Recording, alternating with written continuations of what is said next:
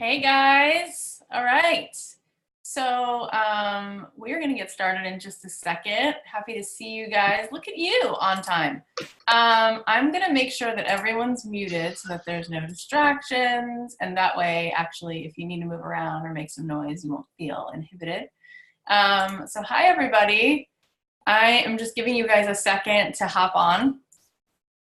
And yeah, we'll just give everyone a second. Cool. So this, by the way, this is Zoom. How many of you have used Zoom before?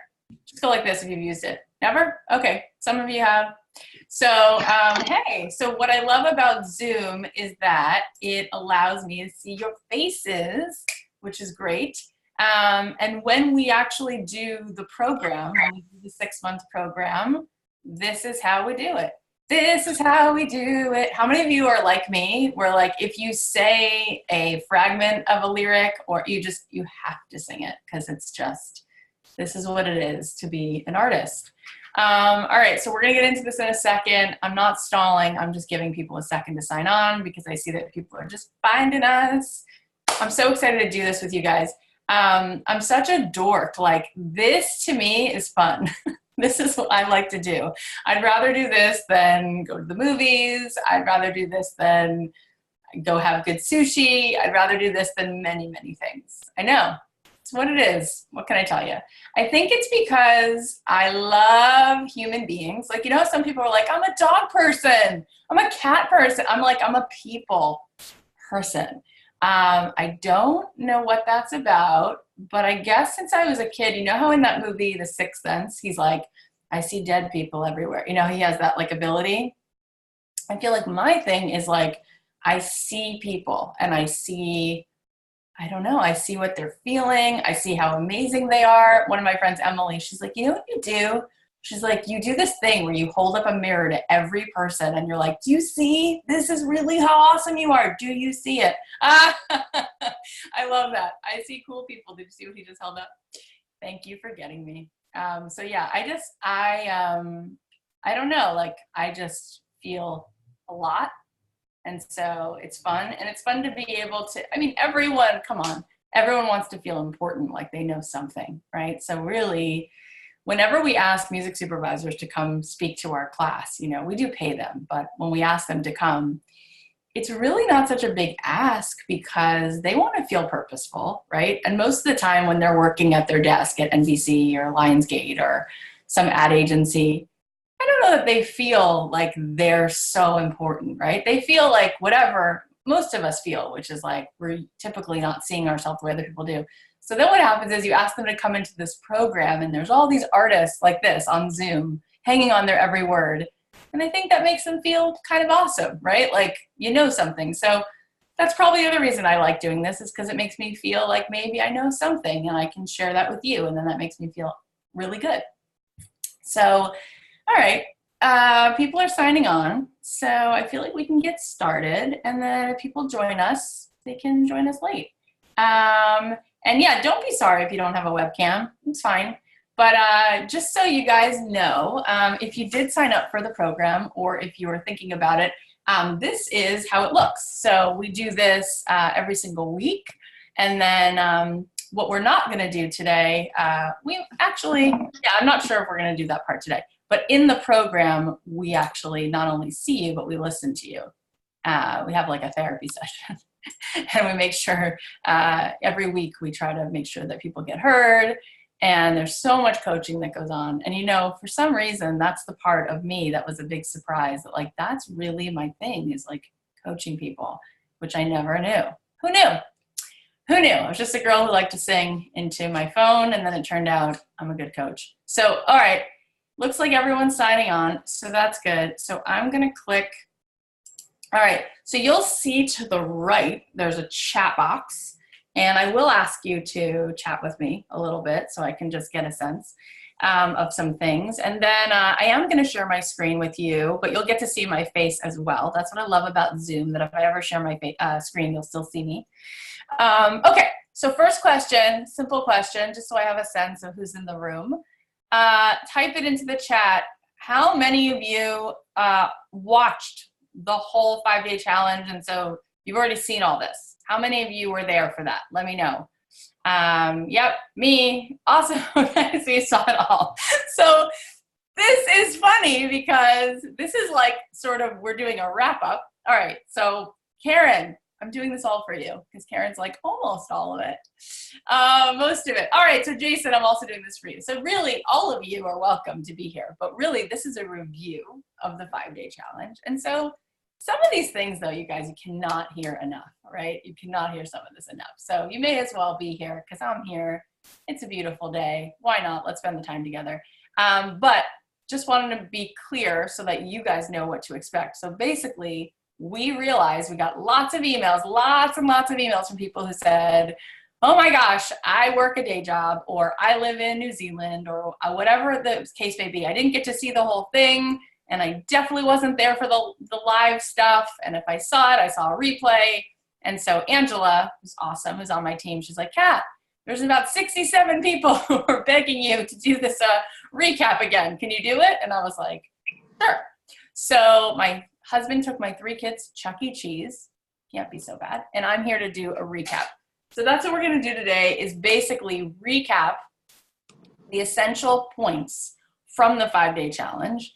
And we're gonna recap what I think you can do now with your life. And also, here's what's gonna be a little different though, which for those of you who are there, this will be different. The other thing that I'm gonna do today live is I'm going to answer questions. So I'll give you time, you know, and I guess the reason that's different is because you might have different questions, right? You can type them into the chat. All right. So yeah, but if you were there, how many of you, it seems like a lot of you saw all of it. How many of you already saw the wrap-up session from the last day? You saw that part. You were there for that. All right, so a lot of you. So are you guys cool to hear some of this stuff again? Yes? No? All right. Okay, so, you know, I never script anything, so probably there'll be new things, but because it is a review, there'll probably be a lot of stuff. Okay, cool. So let's dive in. So tell me right now, I just want to hear it before we start. Tell me in the chat, right now, what do you feel is the biggest obstacle between where you are and where you want to be? What is the biggest obstacle? Is it not knowing the right people? Is it not having an in for the right people to hear your music? Is it not believing in yourself, someone just said? Is it not having the knowledge, someone just said, on knowing how to proceed? Okay. Is it not having funding to create the songs? Is it not having, feeling like you're in, is it not feeling like you're in the right zip code? Is it, okay, so not having an overall plan. Okay. Network, right catalog, not having it, all right. Not knowing the right people and having all the right stuff. Cool, so we're a coach and a mentor. We're glad you're here. All right, so we're definitely going to address this stuff today. So that's good, and it's just good for me to hear what really is the main thing. So I'm just gonna keep reading these things. Not knowing the right people comes up a lot, but maybe that's because I put that in your head, but it seems like that's coming up. Having 2 kids, I get it. I have 3 kids. What I cannot have to connect with, okay. Not having the right people, not having enough time, not meeting the right connections. Okay, cool. So just as a little review before we start, we talked about this, and again, I'm gonna keep saying that because this is a review, but when it comes to resources, whether it's the right people, whether it's the time, it is money, what is the important resource? Type it in the chat, because if it is review and you were there, you should remember what I said. People are saying yourself, energy, the process, energy. So we did talk about energy, we did talk about empathy, we did talk about purposeful. You guys, you have a lot of my buzzwords, accountability, yes. But Jason just said your greatest resource is being resourceful. Your greatest resource is being resourceful. That is every human being's greatest resource. Inside of every one of us, we have so much kindness, empathy, compassion. Those really are the greatest resources. That's what makes the world move. Do you ever notice how like one person could like do so much, right? Like Dr. King, right? It's just incredible when somebody has enthusiasm, when someone has passion, when someone has conviction, you will find a way, you will make that stuff happen. And it starts with really one thing, which is, what is, and we're gonna talk about this later, but what is the greatest human need? What is the absolute greatest human need? What is it? Type it in there. Purpose, yes, purpose. Purpose, people want purpose. That's true. I think people desire that most. Yes, the greatest human need is that people want to feel seen. People want to feel seen. How many of you saw a Broadway show last year or the year before called Dear Evan Hansen? Anyone see the show? No? No one saw it. Oh my God, let's all go together. It'll be a field trip. So the reason I love this show is because it's about a kid, a simple show about a simple person. It's not about the Holocaust. It's not about the Civil War. It's not about trying to free, people from AIDS. It's about a person, a kid who's in high school, who has a really typical life. His parents got divorced. Nothing really earth-shattering. He doesn't have a disease. He doesn't have a big death in the family. Just a kid, like all of us. How many of you can relate to being just a kid in high school trying to figure it out? I still feel like that, right? And this show, everyone saw it, by the way. Beyonce saw it. Hillary Clinton saw it. Everyone saw it. It was insane. It won the Tony. It's amazing. So good. I saw it 3 times. I'm obsessed with the show. I host a podcast. You guys know that? You guys know that by now, right? It's called Don't Keep Your Day Job. This is my book. It comes out in 3 months. Holy crap, that's scary because this was really hard to write. I had the playwright of this show on my show, and it was like intimidating and scary and awesome. And I love the show so much because it's just about this thing. It's about a kid who's not spectacular. He doesn't have a spectacular standout talent.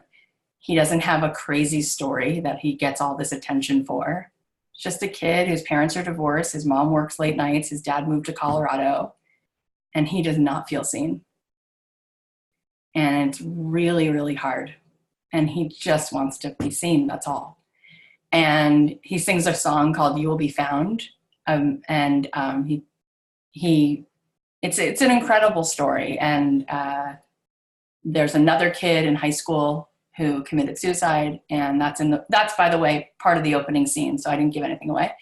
And I won't tell you what happens, but because that's sort of in the shadow of the whole show is this kid who committed suicide, and then this other kid who's just like a normal kid who just doesn't feel seen. Everyone who walks out of that play is hysterically crying. Stephen Colbert had him on the show, the lead actor, Ben Platt. He's like, I walked in, sat down, and then cried for 2.5 hours. Like, are you proud of yourself? That's what you do for people. Everyone's hysterical. And again, like I said, it's not about the Holocaust. It's not about the Civil War. It's not about slaves. It's not about HIV. It's not. It's about this very simple thing. And everyone gets it. And everyone cries their eyes out because everyone knows that feeling of like, I'm just a person who lives on this block. And I don't know if I'm the best basketball player that ever lived. I don't know if I'm this. I don't know. I think the point I'm making is everyone matters. Everyone deserves to feel seen. You don't have to have the worst horror story for people to give you attention. And you don't need to be the greatest superstar that ever lived to know that you matter. That's garbage. Everyone deserves to feel seen. And really, that's truly my mission. Maybe that's why I like doing this too. And maybe one of the reasons why I want to help songwriters and artists to make music is because I feel like we live in a time where there is such an empathy deficit. And I get it that people want to do real estate and hedge funds, and everyone wants to go to school and get their law degree, and we need all those people to make the world go round. I get it. But people are starving for connection, and they are lonelier than ever. This is like research. Like, we have more people and more ways to connect than we ever have through social media and through all the technology and through airplanes. I mean, we have such an ability to connect, and we are so lonely. And people live lives of quiet desperation, and that has to stop. And so for me, it like kills me to think that of all the humans who would give up on their dreams, it would be artists. Because through the decades, who has had the ability to actually make people feel less lonely? Artists, right? It's not politicians. It's not financial planners. It's not your dentist. You need all those people, right? Someone has to make sure the roads get paved. Someone's got to make sure your teeth get fixed. Someone's got to make sure your house has wired electricity. And yet you could have all of that. And like this kid, that I watched that play and I was like, this is my life. This is the story of my personal life. My parents got divorced.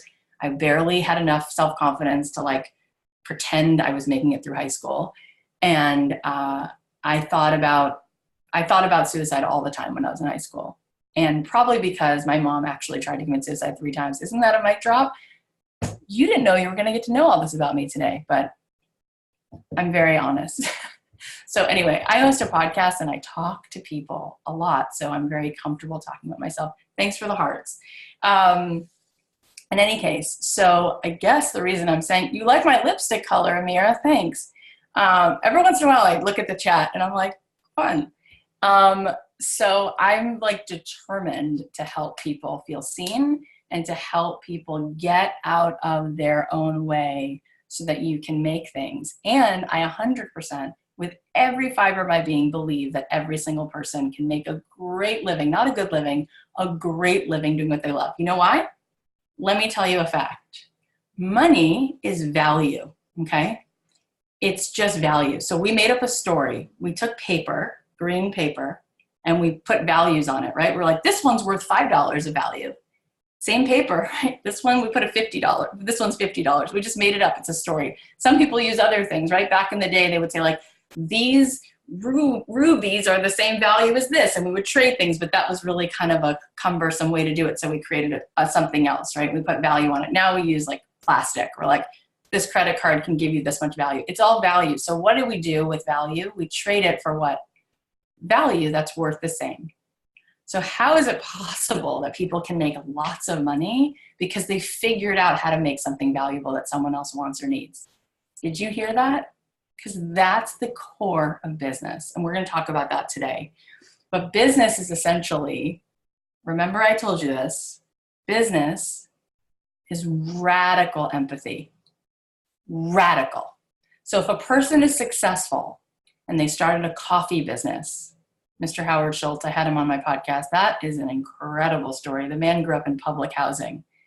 That's an incredible story. Talk about a delta. He's worth $3.5 billion now. He makes sure all of his employees get health insurance, even if they work less, about 20 hours. He makes sure that everyone gets free college education. And he started with 1 cup of coffee that he sold at a kiosk. He now owns over 35,000 Starbucks. Radical empathy. So if you are a success in business, whether you're a great songwriter, David Foster, Diane Warren, what are they doing? Max Martin, what are people doing who are successful in business? They figured out the intersection of 3 things.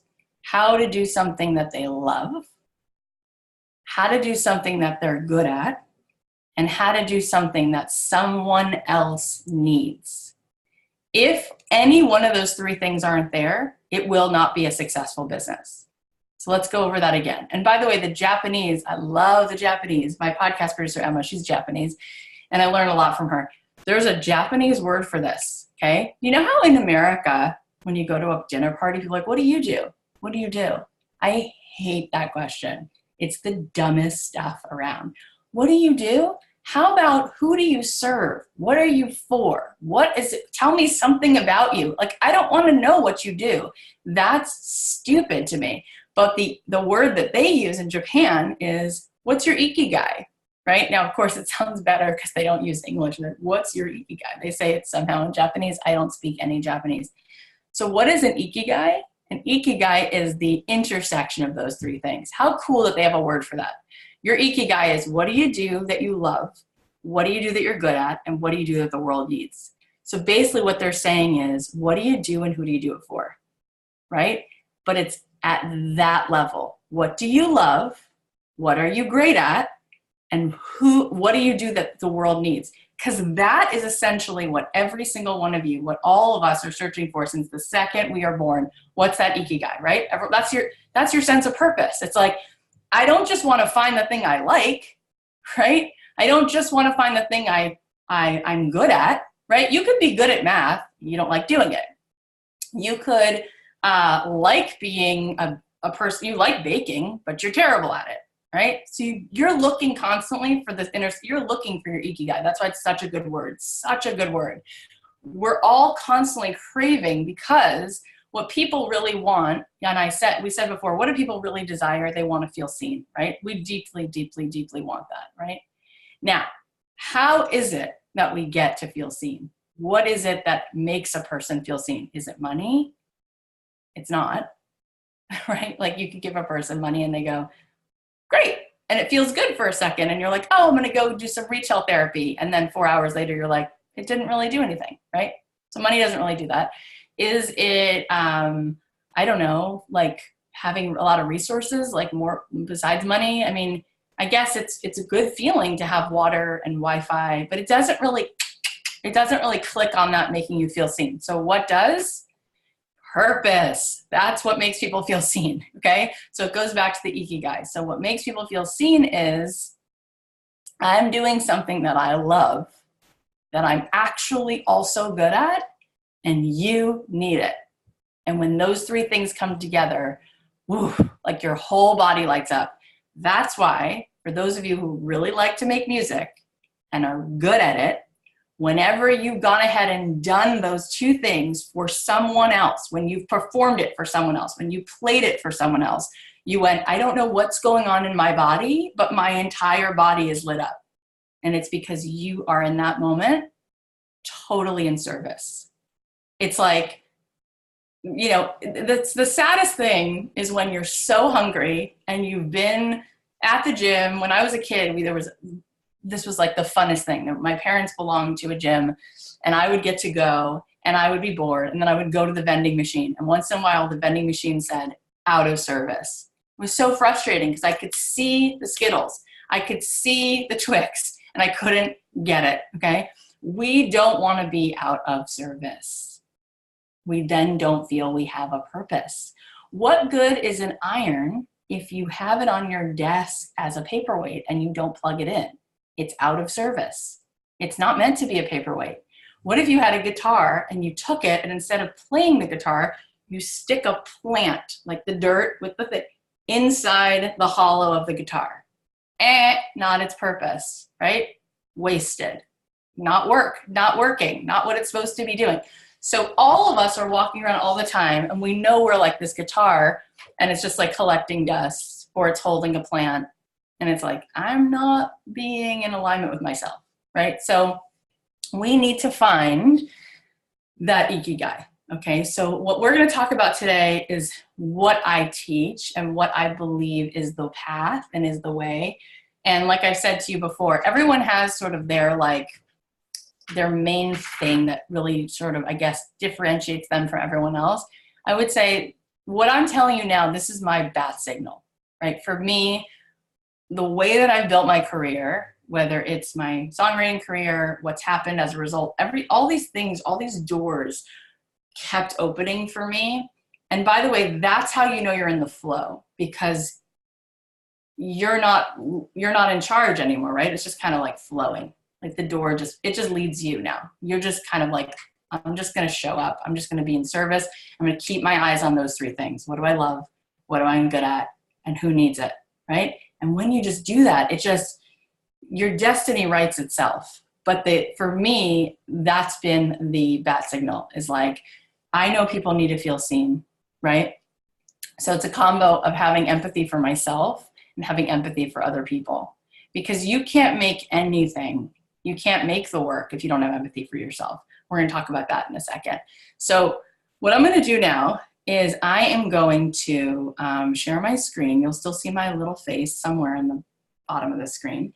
And then I'll click off sharing the screen, and then I will leave time for questions. How does that sound? How's everyone doing? Good? Great. All right, so if you have to hop off for some reason, I hope that you don't, but just know that you will get sent a replay, I believe. All right, so let's click over to these pretty slides so that we can just kind of like go through the main points, okay? Otherwise, I can literally talk for 17 hours straight. It's kind of a problem and kind of a gift. I'm not sure which one it is more. Okay, so I'm gonna share my screen. Okay, so you see these slides? Yes? Everyone see these slides? Okay, so I'm gonna put it in present mode. And they're loading. All right, and you still see my face, right? Yes. All right, we're doing this. Okay, so we're gonna make this happen. So for those of you who missed any part of the challenge, this is gonna sort of be a nice wrap up of the key takeaways. And for those of you who went to the challenge, it's good to hear, right? We're gonna hear some important points about how to make your career happen. So let's go back, let's do a review. Okay, by the way, at the end of this, I'm gonna talk about 2 new bonuses because I continued over the course of the week to be like, is there anything else? Is there anything else I could add? So I actually have 2 new goodies that we're going to offer you. And by the way, if you already signed up for the class, you get all of the bonuses that we've mentioned. So you get these 2. Yes. If you haven't signed up for the class, you'll find out at the end what these bonuses are about. Okay. So make sure you stick around because this will be worth it. Super fun stuff. All right. So there I am. All right, so I am a singer-songwriter, those of you who don't know. I'm founder, president of Captain of Music. I host a podcast. I'm a speaker, mentor, coach, author. I'm a wife. I'm a mom. I have 3 girls. I love Swedish Fish, the red ones, only the red ones. I do not like the green and yellow. It's a very different experience. I love Larry David. I have not had a TV since 2006, except I have watched all of Curb Your Enthusiasm. I love musical theater. I can sing every 80s TV show theme song, Family Ties. Why can't Mr. Belvedere, Punky Brewster, come on, all of them, Growing Pains, just the 10 of us, I got you, 227, I can sing them all. No place like home when your family's around, no, you're never alone, no, no, no. Remember her, Marla Gibbs? All right, 6-figure songwriter. So I came up with this idea, 6-figure songwriter, because I was a kid who wanted to feel seen, had a pretty crummy, I don't know, it's pretty normal. People have had way worse things happen than I did. But my parents got divorced. It was a really tough time. My mom and I lived in this little apartment. She was suicidal. It was really awful. I don't know, it was just a hard time. And I came out to LA, tried to get a record deal. I got dropped from Interscope. I was signed to Atlantic. I got dropped from Atlantic, and I started to get like a real job. And I was like, I'm gonna go work at a desk. And so I sat at a desk and blew out my hair, and I hated my life, and I gained weight and felt miserable. Until 2 years later, I was like, I think I can't deny that I have to do music somehow. And I found a way back to writing music for licensing. And thank God, because when I got dropped from the label, I was like, I guess it's either on Beyonce or nothing, Taylor Swift or nothing. And I didn't know how on earth. No one had ever modeled that for me, because I think for a lot of us, it's either like you go to law school, you go become an accountant, or you just suck it up and go build someone else's dream and sit at a desk and let them pay you to sit there and die a death inside. And so I was led to this idea of licensing music, and I started to figure it out. And it took me years, but I built relationships one person at a time. And I met people who worked at different ad agencies, and I met people who worked at Paramount and Lionsgate and ABC and NBC. And I slowly made these relationships. And I started to realize what I told you before, that it was about writing the right songs. It was about writing songs for other people's needs, things that I loved writing to help tell bigger picture stories, not just my own story, but stories that would actually help tell the story of a TV show or a movie, a trailer, an ad. And you guys, it started to work. I started to actually make, no joke, 6 figures licensing my music. And we'll talk about this later, but I actually just found this at the end of every year, like at the end of 2019, I'll do this also. I always print out all the checks that I deposited so that I can just make sure that everything checks off when I'm doing taxes. So at the end of 2018, I printed out all the checks to do my 2019 taxes. And I found this morning, and I don't know if you can see this on your screen, but I just want you to see the amount of this check. Can you see what this says? Okay, so this is a copy of a check for $75,000. And the reason I'm glad I found it this morning, because I was cleaning out my desk looking for a new mouse, and I found it, and I was like, I'm glad I can show it to you, because it's so easy in a world where you're like, I don't know who's telling the truth and people seem ridiculous. You should know that the reason I care so much is because I really can help, and I've helped thousands of artists now to actually do this for themselves, and it's freaking awesome. It's really awesome. But like legit, like I started making, and that's what there's articles, there's 3 magazines behind me, but I've been in like 5 magazines, Billboard, Variety. They were all writing stories about how I was able to make a living writing music. And I was making $300,000, $400,000 a year, and I was happy. I felt a sense of purpose. I felt like I was getting to do something I liked, that I was good at, that the world needed.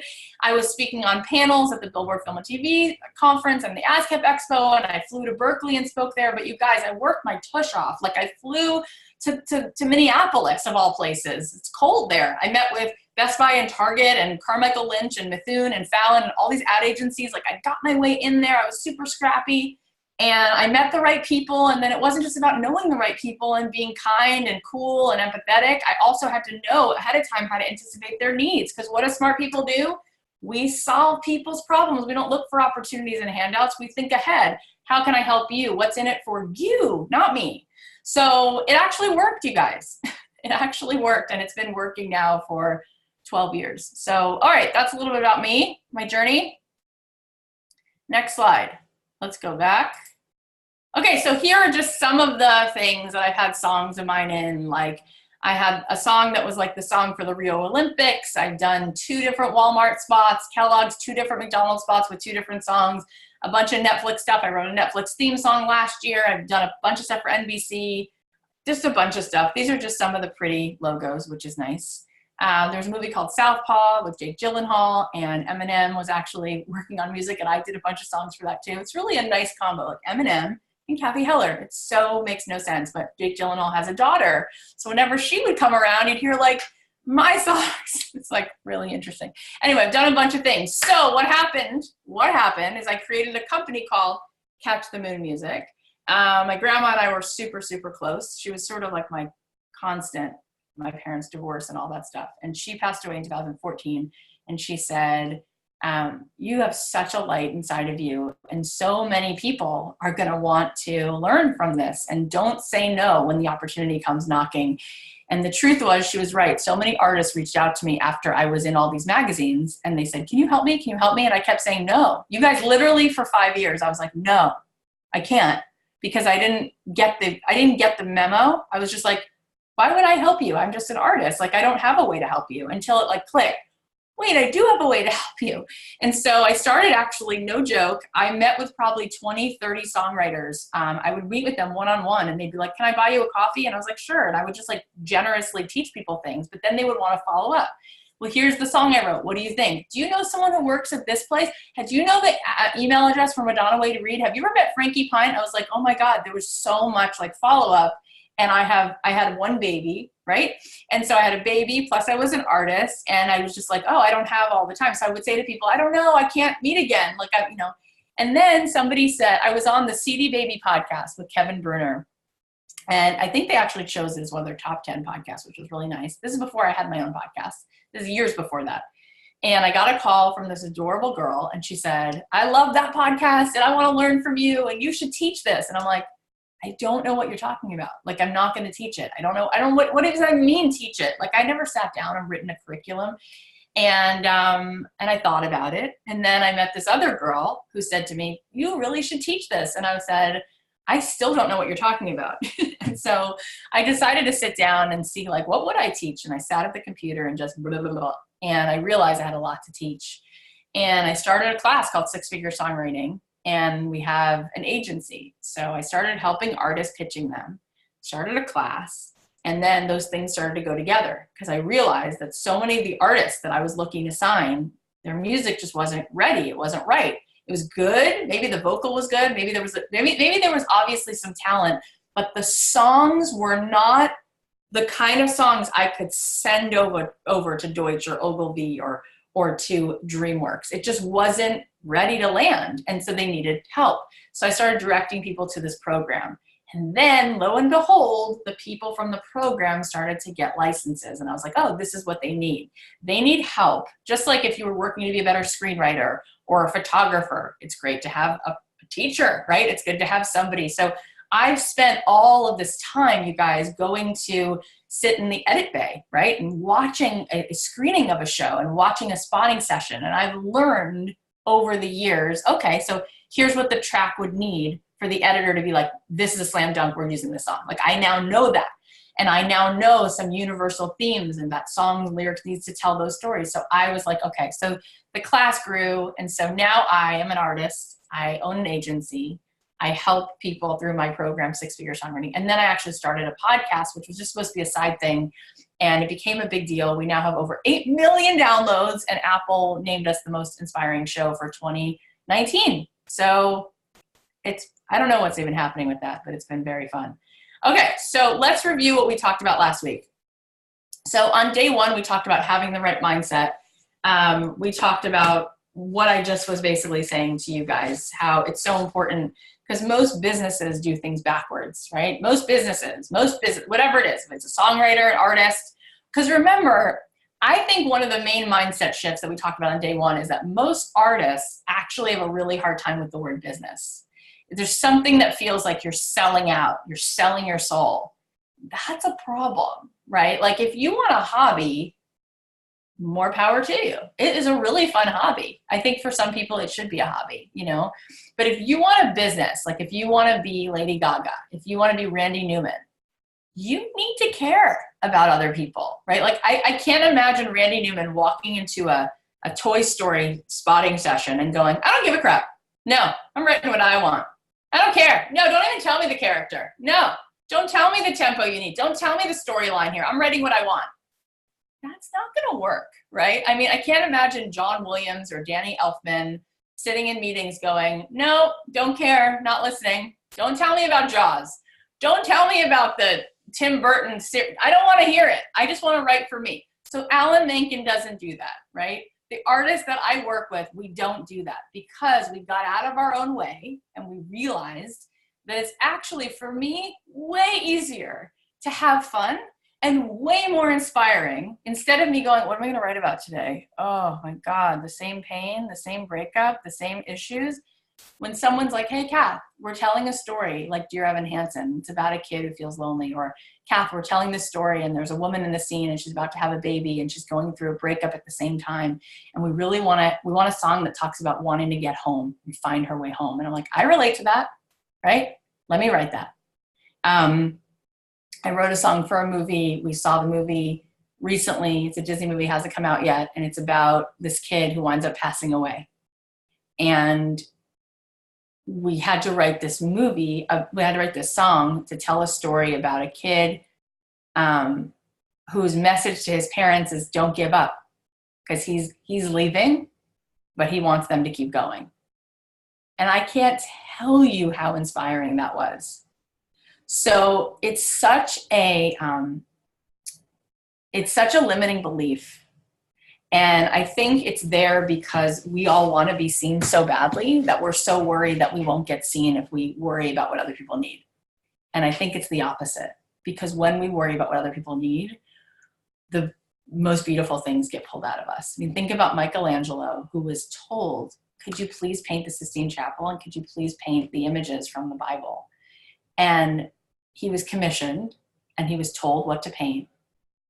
And every ounce of that is his artistry. So, by the way, he died with $50 million to his name. He was so wealthy. That's before inflation. That would be the equivalent of like $700 billion today or something like that. Like, he was so wealthy and he was an artist. So this idea of the starving artist and this idea that an artist doesn't care about other people, that's not really in alignment. And I talked on the first day about Amanda Palmer. How many of you know who Amanda Palmer is? She's an amazing singer-songwriter. She makes about $55,000 a month alone just from her Patreon. She did a TED Talk.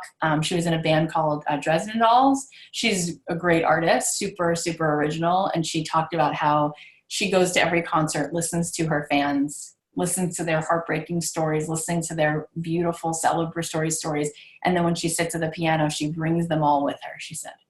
And I write the record for them and I help tell their stories.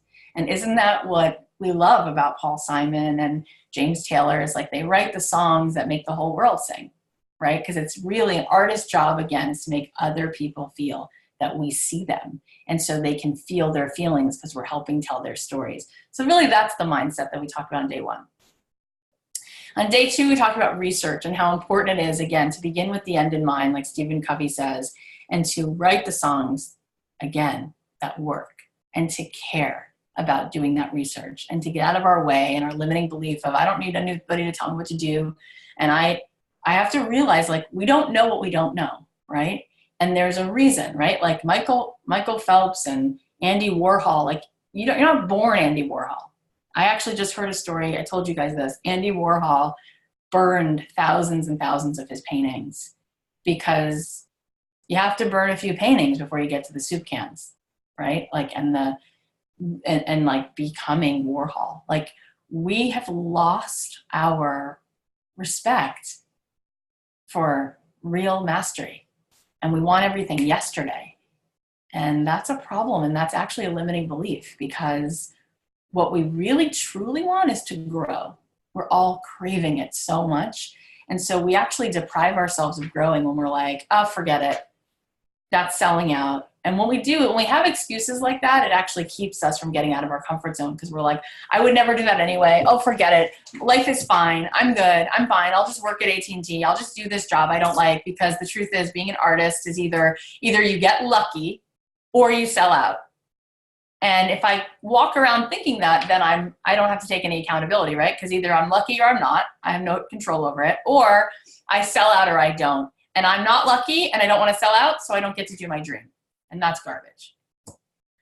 Okay, we talked about my method. So I gave everybody on day 3 sort of a process that I do, where I talked about how before you even think about having a business, it is so important to have a system and to think about working on your business, not just in your business. Because if you get in your business too much, you're going to lose focus, and then where are you at the end? You got to begin with the end in mind and think, okay, I want to get paid $150,000 a year, which means I'm going to need to have at least 3 or 4 songs licensed every year. Not a huge deal, totally doable, being done all the time. I can name you 20 people right now that do that. So if that's doable, and I have certainty that that is doable, not just hope, but I know it's happening, right? Kathy just showed me a check for 75 grand. Like, that alone, that one spot would be enough for a lot of you to just do this, right? So we need to have a system. So I created a system for myself where I was like, okay, if I want to make sure that I get songs placed, I can't write 4 songs and hope that all 4 get placed. Because in order to write brilliant things, I have to let myself write mediocre things on my way to my Warhol. And in order for me to write 8 good songs, even if I wrote 30 good songs, I need to find 8 that are not just good, that are amazing. So I wanted to write 4 good songs a month. And then after, let's say, 5 months of that, I'd have 20. And from the 20, I'd pull out 5. And so my plan was every 6 months, I create an EP with 5 good songs. But in order to get those 5 good songs, I write 20. And that was my plan. So I would start every week the same way. I would first start with research, which we just talked about before. I would do the research, and then I would say, okay, I've already done some research. I'm going to write about this theme. This is what I see is working a lot in film and TV. This is what I see that's working a lot in ads. Okay, so today I'm going to work on an ad song. So I realize a lot of ads have songs that are about being an original, being an individual, being bold, being fierce. Okay, which one am I going to work on? All right, I'm going to work on a song about being fierce. So I would just do a brain dump and give myself an hour to just dump it all out. Whatever I'm thinking, whatever I feel about that would be just like, give myself time to be creative. And one of the reasons that most people have given up on their dreams is because they do not allow for this part. They do not allow themselves to be messy. It has to be brilliant right away. And if it's not, they just shut the computer, they walk away from the piano, and they're done. That is a surefire way to fail. We have to give ourselves the ease and the gentleness to tolerate what every artist has to do, which is be messy. Have you ever walked into a preschool and seen a child who's not messy? No. And that's the fun part of it. So we do the brain dump. We write every idea for a lyric, for a story, whatever, write it down, and we walk away. We come back the next day and we see if there's any jewels there, like a verse, a word, something. Then we set up a co-write, because I told you guys that you're 95% more likely to get a result if you are kept accountable. So co-write, right there, you have accountability. But more than that, the whole is always greater than the sum of the parts. You get that co-write together. Now you guys are cooking. And if you've done some work to prep before it with the brain dump, with the research, you're going to get so much more out of that time. So I like to teach people, how do you get the most out of a short amount of time? It's about being intentional. And then I talked about prepping for the studio and how important it is to go into the studio, and just like a GPS, like if you want that GPS to tell you how to get there, you got to let it know where you're headed. So you want to say, here's where I'm headed. You want to bring it to the producer. This is my vision. These are 3 or 4 references that I've already heard, that I know have the vibe, have the feel that I'm going for.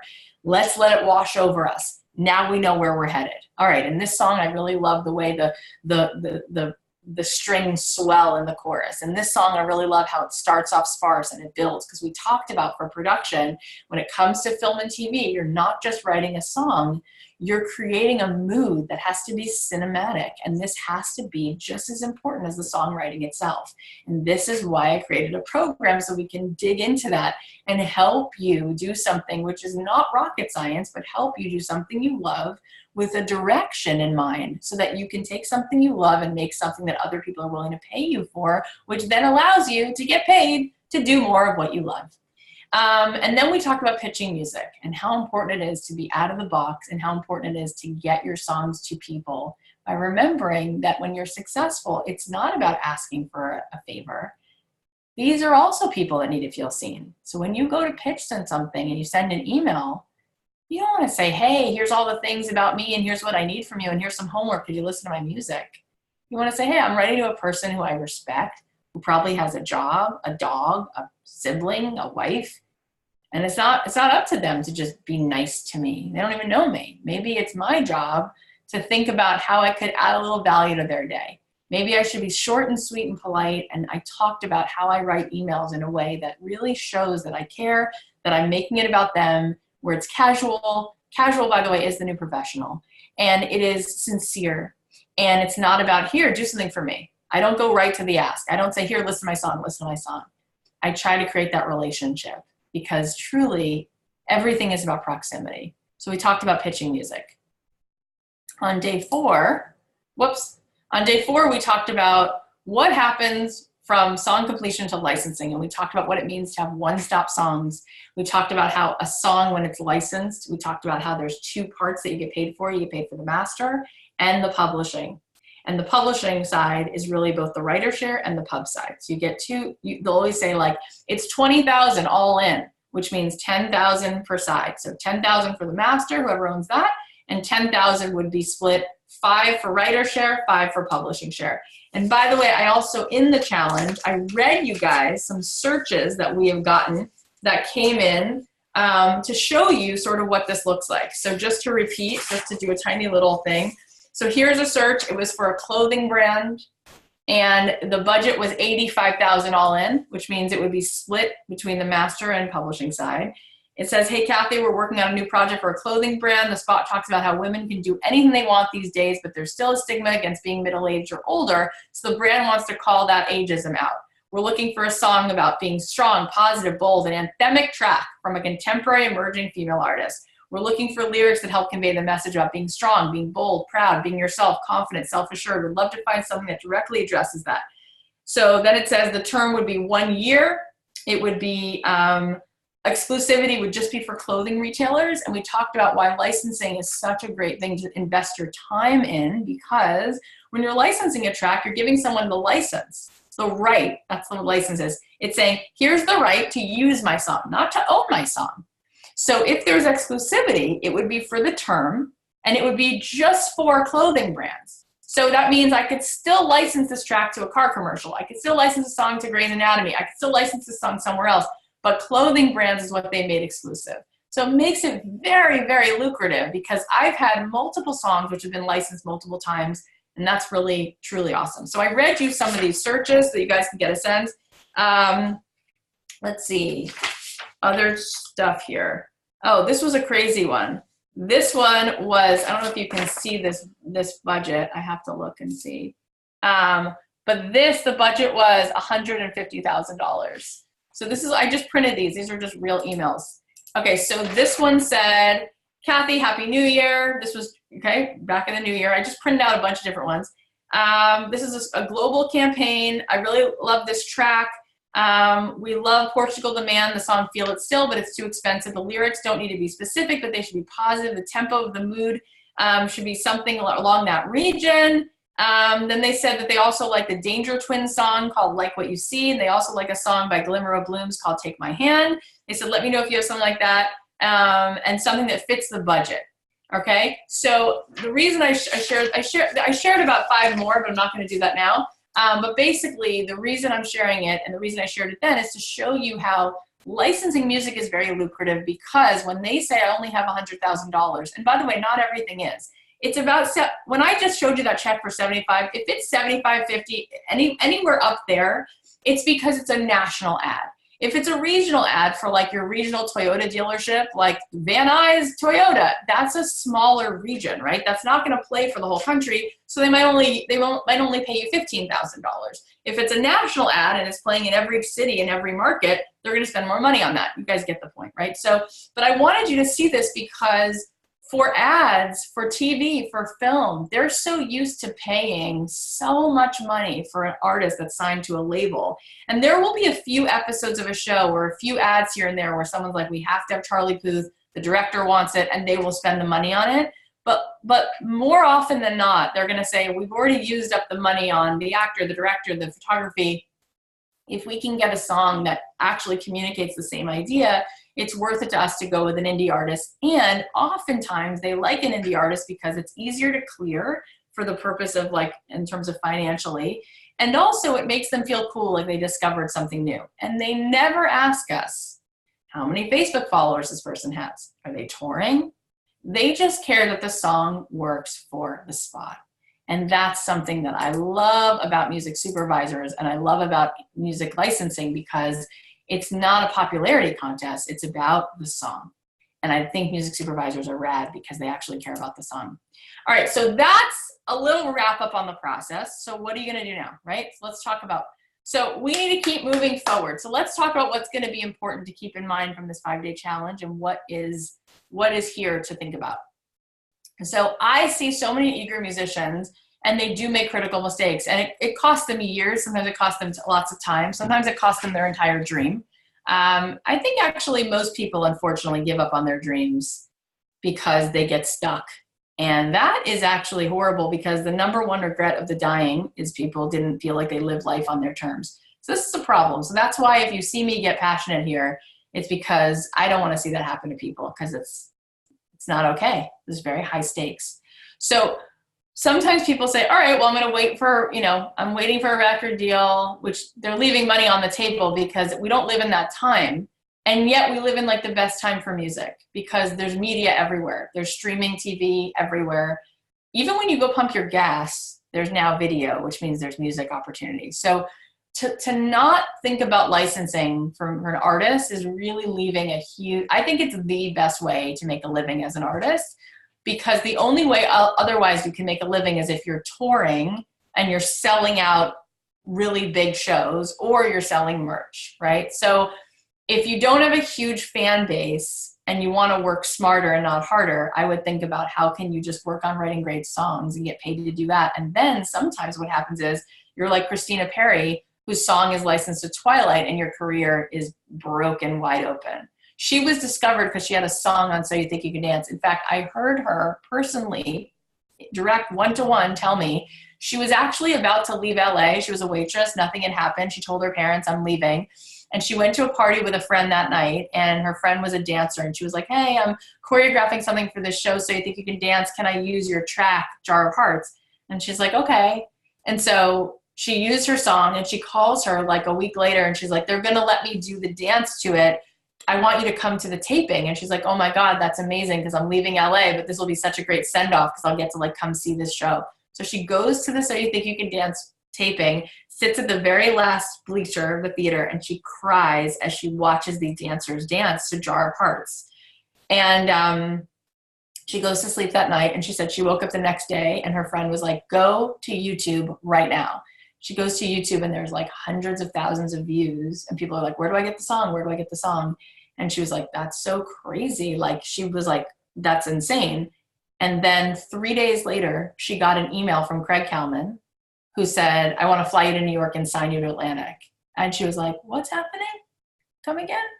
And she got signed to Atlantic, and the rest is history. But what's important for our conversation is that her next 2 singles were also licenses.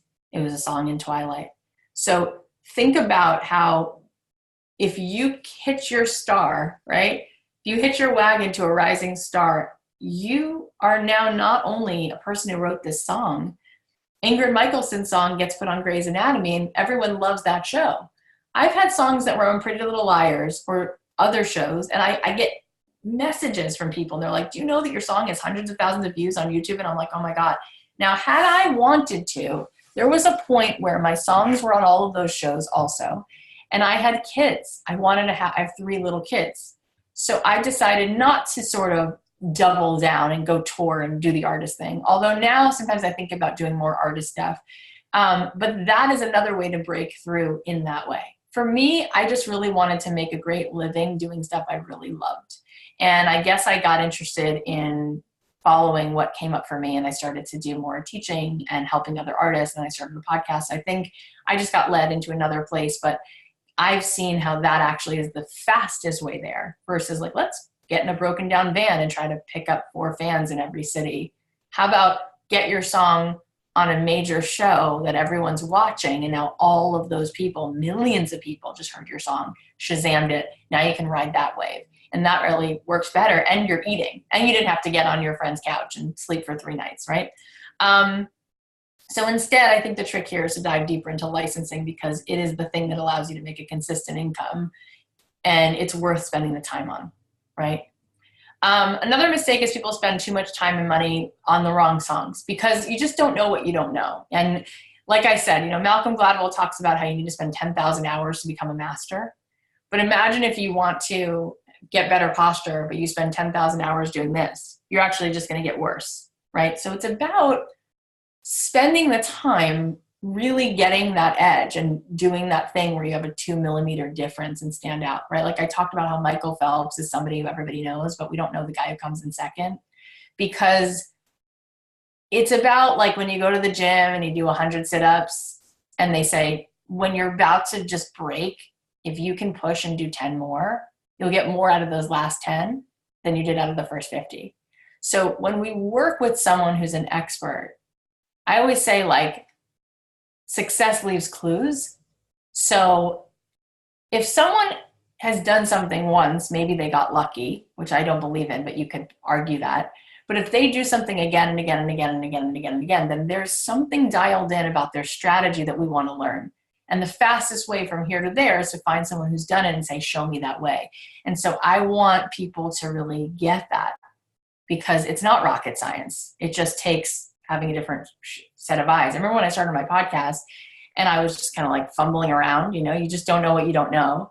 And I had a friend who was a mentor come along, and he was like, these are the 3 things that most matter about your show. And I was like, oh, didn't even think of that. Right. And we started a whole second episode every week, and we read our audience's letters, and he said, yeah, that's what they need. It was just like, there are times where things are simple to someone else because they've done it so many times they can find it super fast. But for you, it's not as easy to see that. So I would say finding a tribe of producers and co-writers, really having that intentional goal and knowing how to make the best music and how to get the best production.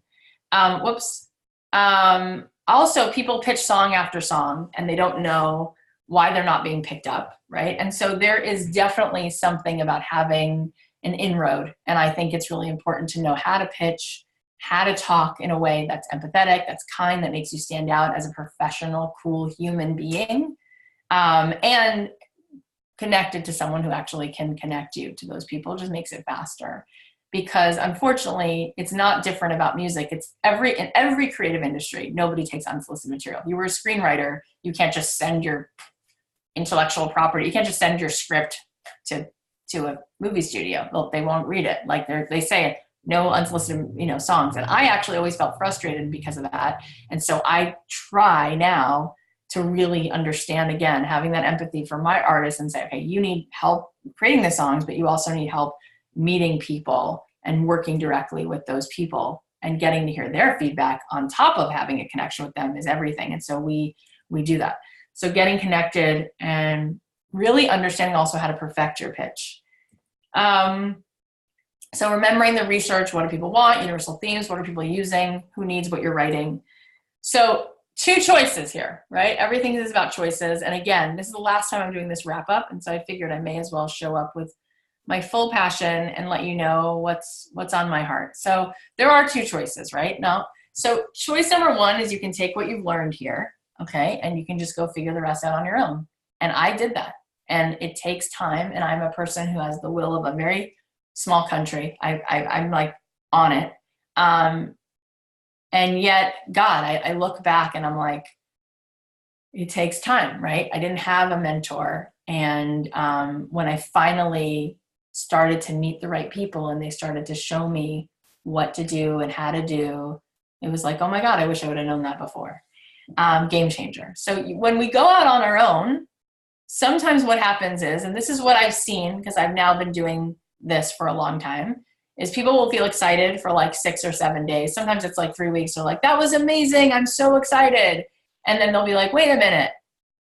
How do I get access to those searches? And how do I know? And then they really get frustrated. And they're like, I hate Kathy Heller. She got me all excited and there's no way in. So what do I do with all this excitement? No, seriously. And you're just like, because that is a problem, right? Like you're going to need to know that. And so for me, what did I do? Remember I showed you guys this, how like I created this thing called Mochas and Music.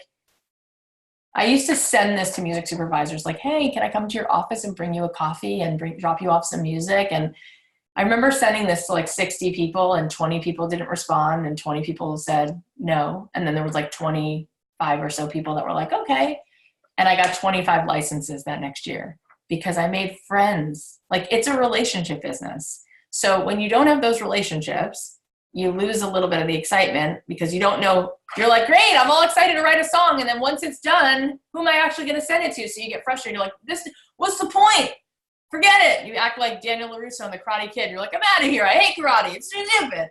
And it feels stupid because you feel like, what is the point if I don't? So, and then it goes back to like, you have to get scrappy and find your way in there, right? You might have to go to this conference and wait after and try to give this person your little, what's it called? Little G drive with flash drive with your music. You might have to send 20 emails before someone actually opens it. You might have to also then know that when they open it, you have the right music and it takes time. And you might lose some fuel in your tank also, especially when you're not just surrounded by that encouragement. Because as you said in the chat, when I asked you, what does it take to be successful? We talked about energy, right? And how, what are things, where does it come from? 80% of everything is psychology. So what we really always need is an energized state of mind. If we're coming from our beliefs, our limiting beliefs, whatever beliefs you have, create the feelings you feel. And then whatever you feel determines what action you take. And then what action you take determines the results. And that's how we get the lives that we have. So we have to work on, we had a leak in my house and it was dripping in the kitchen. So we had someone come and they like patched up this thing in the kitchen. Then it started coming out this other part of the kitchen. And then we realized we just bought this house 2 years ago. When they built the upstairs balcony, there was a hole. If you don't go to the source, it's going to keep coming out. So the source of it is the thoughts. It's this thing up here. This is the captain of the ship. You've seen Inside Out, right? So this has to be working. You can't have hope. You need absolute certainty that this is doable. And you need someone who's pulling you back. Right? Remember I talked about how like every kid has tried to climb up the down escalator. There's the escalator that goes up, the escalator goes down. If you try to climb up the down escalator, you got to keep moving. Because if you stand still, you don't stay in the same place, you go down. Your everyone's brain was wired to protect you from the saber-tooth tiger. So your minds are like Velcro for negativity and it's like Teflon for positivity. So we have to rewire it.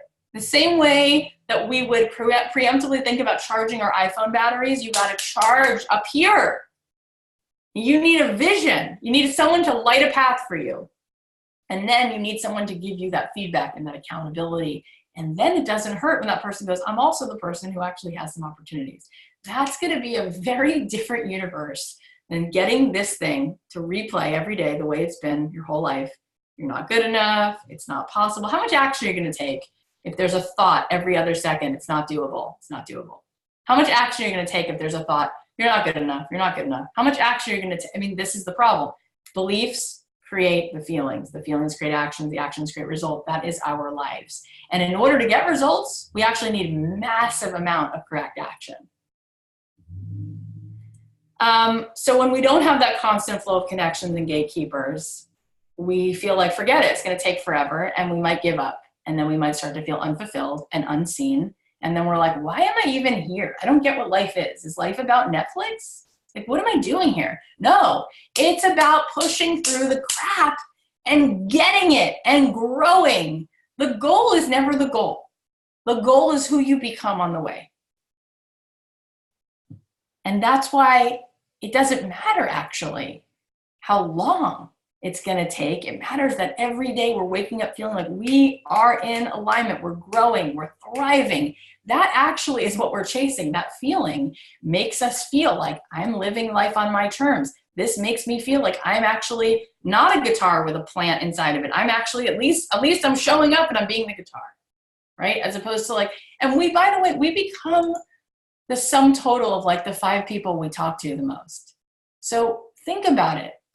You know, how many of us have people around us, just the way it worked out, that we just happen to have 5 people around us every day that are like, you got this, you're going to crush it, let's go, keep focused, do that. No, most people are like, they bought into the fact that dreams don't come true. Someone sold them that poison, and they just keep telling us that. So the second choice is, you guys, I'm doing this program, and people keep saying, are you going to do this again? And the answer is truly, I don't know. And the reason I don't know, even though I wish I could say I'm doing it forever, is because I have a book coming out in November, is the reality. And I'm really excited about, there's so much going on in my life right now, which is really exciting. I'm actually working on a show, a TV show. And I'm still writing music, and I have this like creative itch I have to scratch where I want to write a musical of a bunch of my songs. And then on top of it, I'm running an agency. I have 3 kids. So I don't exactly know anything. I never know. I take it season by season, but I am doing this 6 months, and I really do care, and I really am good at this. And if you come with me, you're going to have not just having a mentor, but it's a method.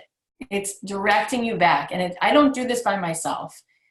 John is my co-teacher, John Kleinbell, and he is a producer. He's every single day in the studio producing these songs. He works with Billy Loeffler, who is my producer, who produced the Ingrid Michaelson record, Be Okay, and all of these other amazing artists, Katie Herzig and Tim Myers. And I went to Billy because I did the research to find out who was even producing the tracks that I was finding in TV and film.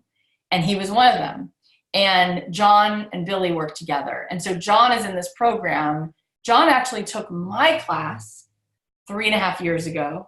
He was about to give up. He kept going. I said to him, you are not going to let that little kid inside of you down. No, you're not.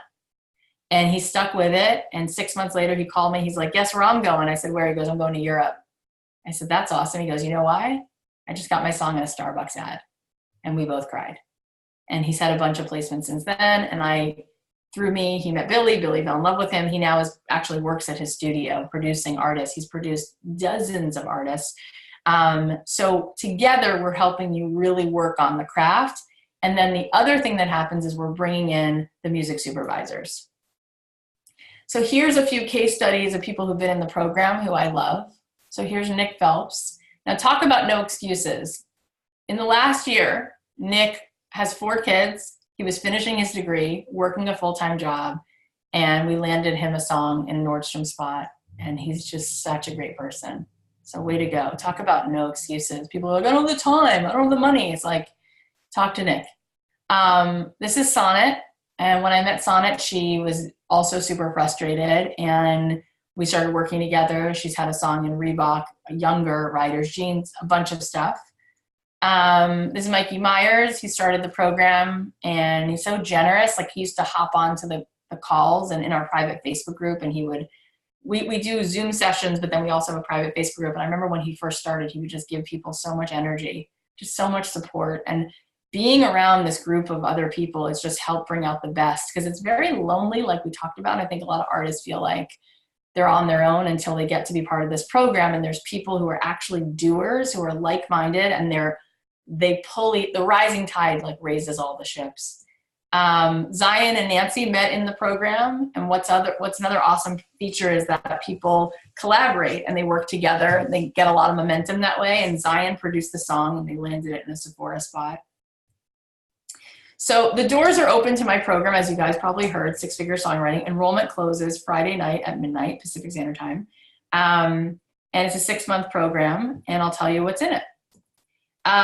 So it's a 6-month mentorship, and it's got all the things that we just talked about are inside of this program. There's coaching with me every single week. You have a coaching session with me, with John. We alternate. You also have listening sessions where we listen, we give you feedback. You're going to be having sessions with the gatekeepers, right? People from all of those ad agencies and TV studios are going to come in and listen to songs and give feedback. And what's nice is you will have a direct line. There's a lot of times where people will say, hey, I need a song for this. And sometimes our artists will then have it. And you don't have to pitch it through us. Catch the Moon I'm not in this business to take people's publishing, to take people's exclusivity. That's not my thing. I wouldn't have the reputation I have if I did that. We don't do that. So if you want to connect directly with the music supervisor, you go ahead and do that. If you don't want us to pitch the song and you want to work with another licensing agent, we will introduce you to other licensing agents. We are here to help mentor you. We get a lot out of what we do. We don't need every hand in every pie. If you do want us to pitch the song, we will also pitch the song. Here's some of the people that have come in to talk to our class. Alexander Nixon, who's head of music at DreamWorks. Gary Calamar, who's on the bottom right. He's done all the Alan Ball shows like True Blood and 6 Feet Under. He also did House. He does a bunch of movies. We've had the Chop Shop, the music supervisors who do Grey's Anatomy. They also do movies like Twilight, the whole series. We've had people from Netflix, Chris Mazur, head of Netflix, Eric. We've had Mike Ladman come in from Drogo. We've had Eric Rich come in from Deutsch. We've had Daniel Kuipers come in from BBDO. There's a few BBDOs. That's why I stalled Alex Stern also. It's just been awesome. And they're all super kind, and we pay them to come in for an hour. You don't, I do, right? As part of you get this as part of your tuition. And they're just kind and generous and smart, and they love our artists. They say that our artists stand out because they anticipate. They're not just saying, can you hear this? Can you listen? Can you listen? They say they respect, they know ahead of time what we need, and they're kind, and they like the professionalism and the talent. So that's great. You get pitching opportunities, right? So throughout the program, we will say, hey, as an agency, we just got requested, we need a song for this. Do you have anything? And we will give you guys an opportunity to pitch those songs as well. There's feedback sessions, listening sessions that we can help you, even listening to the work tape before you even spend money on the production, to say, is this headed in the right direction? Is there room for improvement? Is there anything that you can do before you spend the time and energy to produce it? Like I said, access to searches, we already talked about that. What are people looking for right now, which really helps. And then when you start to see music supervisors come on every other week and talk to you directly, and you're like, I just heard from the head of music at Netflix, that was pretty cool. It motivates you, right? You're like, next month, I got to have my songs ready because I want to be there so that I can tell Kathy, send this over to him, or I can go ahead and follow up with him directly and say, hey, Chris, I just saw you in the class. I'm part of this, which, by the way, also helps you stand out. And you can say, I already have a song for that. So the whole thing, it just, everything feeds off of each other. You get very motivated, you get the direction, you get the accountability, you get collaborators, and then you're seeing the people every week saying, yeah, we need new music. Yeah, this is our budget. And you're like, oh, cool. Okay, it's a constant, like, I'm going to be ready. And then when I am ready, instead of just feeling like I'm ready, what do I do with it? You have a pipeline. And that pipeline is just as important as the creative part, because you want to create the right thing, but then you want a pipeline to the right places. You have this private community, like I said, of co-writers and producers, and I think some of the coolest friends around, because water seeks its own level. So I think that people who come into my program probably get me. And I think maybe that's why most of our artists are very cool and nice and supportive, because everyone has a different kind of flavor. And it's a very special group of humans. There's a weekly Q&A, like I said. We do a lot of accountability. We put you guys into accountability groups, which is really huge because not only do you have accountability from us, you have accountability from each other. There's curriculum. We're going to be asking you to send in some songs. All right, so some more results. This is Tamara. She's gotten 12 placements since she started with us, and she's just awesome. She had a Hulu trailer, which she made $27,000 from. And she has a full-time job as an accountant. Look at this girl. Can you believe she's an accountant? She also doesn't live in LA, by the way.